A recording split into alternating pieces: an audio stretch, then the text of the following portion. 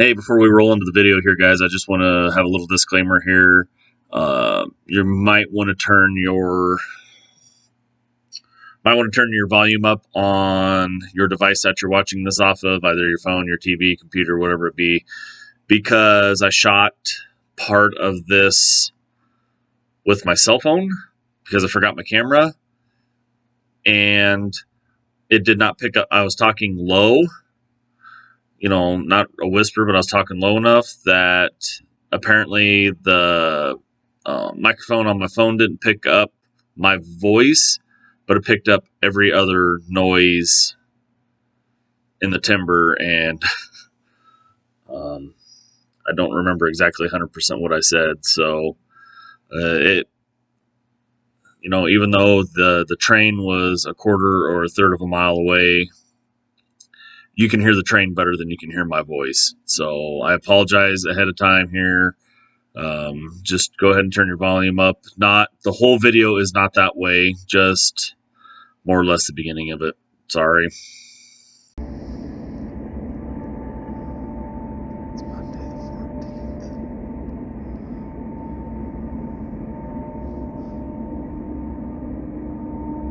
I forgot my camera this morning, so I'm doing all this on a cell phone.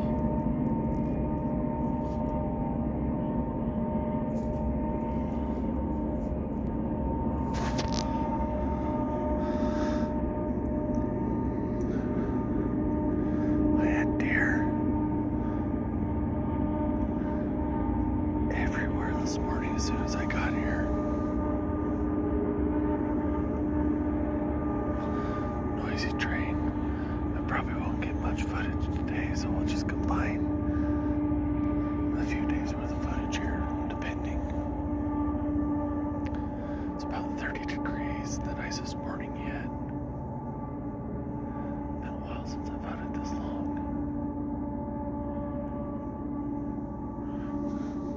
Nice sunset coming up, sunrise.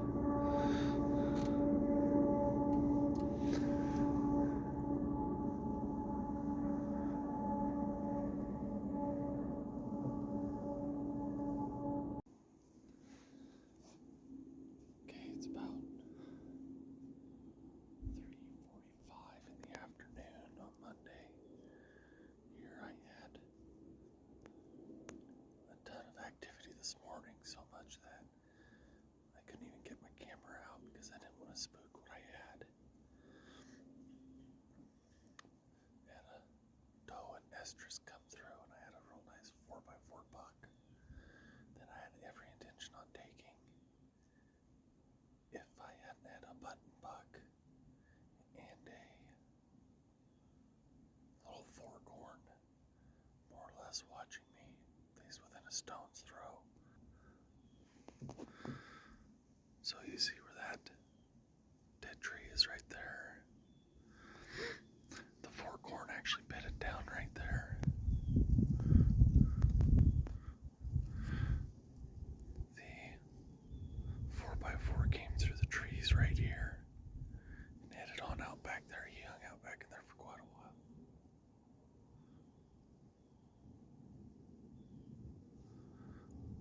I grunted at him but could never get him to stay.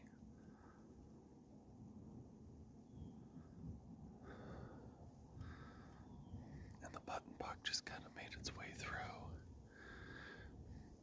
Was more or less nosing around down in here right in front of my stand. And then it turned out and went back on out that way towards the river. The Platte River is about 100 yards up that way. And the four-corn got up from the bedding area and went and followed the same way. And I never, after 8 o'clock, I never saw anything again. So it's overcast. Definitely feels cooler this afternoon, and then we got a stray snowflake here and there. They're talking about flurries later on, so we got good movement. Now if I could just get the deer to cooperate. If I do get a deer here, there's probably a good chance I won't get it on video. But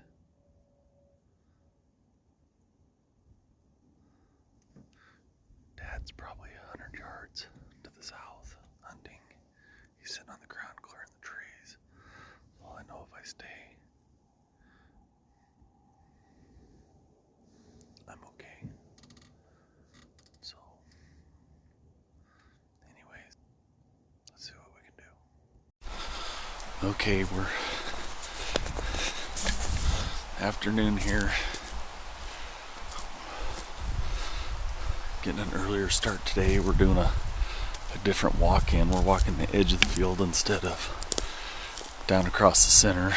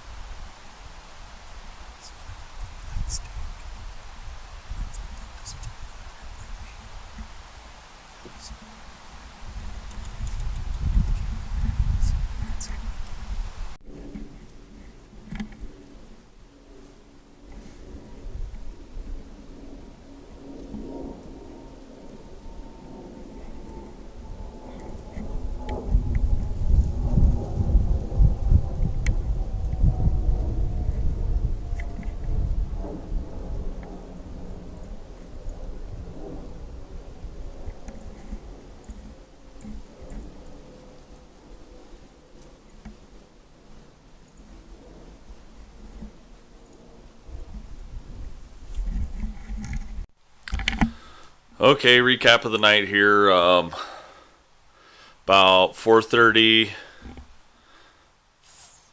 6 does come walking through, and these are the same 6 does that I've been seeing.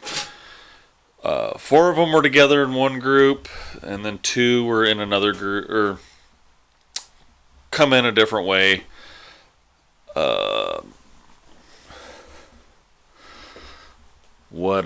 How do I want to say this? So I got a good look at these does. Finally, every time I've seen them, they've always kind of been from a distance. I'm working on trying to get boots off here. They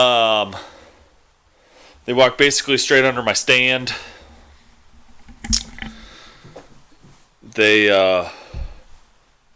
So there's 3 big does with them. 3 mama does. And each doe has a fawn with it. So my wife had sent me a text this morning while I was out there, and she goes, "Don't be afraid to take a doe. We're filling the freezer first." It's like, well, I understand that. My usual issue with that is I don't take a doe that has a fawn. I refuse to do that. Personal preference, and I won't shoot a yearling, fawn, even, doe. That's we're not going there. That's just my preference. I don't do it. I want these deer to be the mothers someday too. So if I find a doe that is an older doe and that doesn't have a fawn with her, and I know there's some down there, I have no issues taking it. Is it nice to have a buck to put on the wall or a set of antlers? Absolutely. Is it necessity? No. We are filling the freezer first. It's kind of, when I get a deer, it's more or less like first come, first serve. It's not always the first deer I see. I've gotten lucky the past 2 deer that I've gotten, that those were, yes, they were trophy deer, but they were also the first deer that walked in the timber. 2021, old Chester up on the wall. He was outside of a doe and a smaller buck that were off in the distance that day. He's the first one that came within shooting distance. Cletus on the wall in there. He's 2019. That was like a 50-degree day with a hot wind out of the east that I had zero hopes of ever getting a deer, and that was me rushing home from work at 3 o'clock in the afternoon, getting to the stand at 3:30, and he walked in front of me at 4 o'clock. I don't always get that lucky. I've sat, entire weeks and never seen a deer. I'm at least seeing deer this time. I have no issue shooting a doe. I don't shoot smaller bucks because I want those bucks to grow up to be, to reach their potential. And it's not just antlers, but it's also passing on the genetics. If you shoot a deer that's a year old, you're losing the genetics factor there. And I have amazing genetics down there in deer, and I want to keep it that way. And also, so here's another thing. Everybody's always like, oh, shoot a buck. When you eat beef, unless you're eating, which you don't know this, unless you're eating a steer, which is a castrated bull, you're normally eating female cow meat. Why is that? Or castrated, bull, steer? The hormones aren't, it's not a testosterone ravaged animal, and testosterone makes tough meat. That's why you eat, cow and steer meat. Kind of the same effect of with a buck.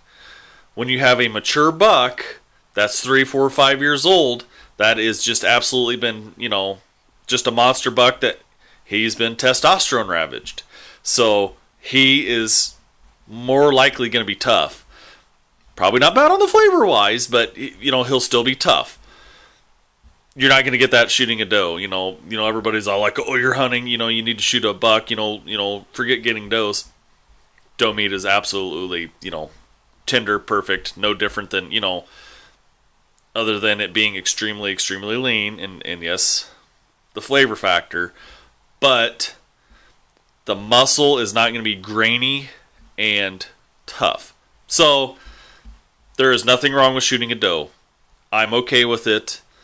My dad's all like, oh, you leave them does alone. I have ample does down at that river bottom now that I would be okay with taking a doe if I have the opportunity. I have not had the opportunity to take a doe because all the deer have been eluding me, and that's why I haven't gotten anything yet. So, anywho's, we're going to take, what's tomorrow? Wednesday, day 5. We're taking that morning off. I have some meetings to go to in the morning, and my son asked if I could take him to school, so got to do the dad thing. Maybe this will also help with. We're thinking that maybe the Bucks are starting to feel a little pressured with us being down there every day. We're going to give it a morning off and see if we can't get them out of the east timber and back into our timber. So we're going to go with that. So, all right, everybody. Catch you on day 5. Also, real quick, if you haven't subscribed to my channel, make sure you subscribe to it. Don't forget to click the like buttons, and also follow me on my other forms of social media. The Nebraska Hunter is on Instagram, Facebook, The Nebraska Hunter, and I also have a website, The Nebraska Hunter. Hey, imagine that. Go check it out.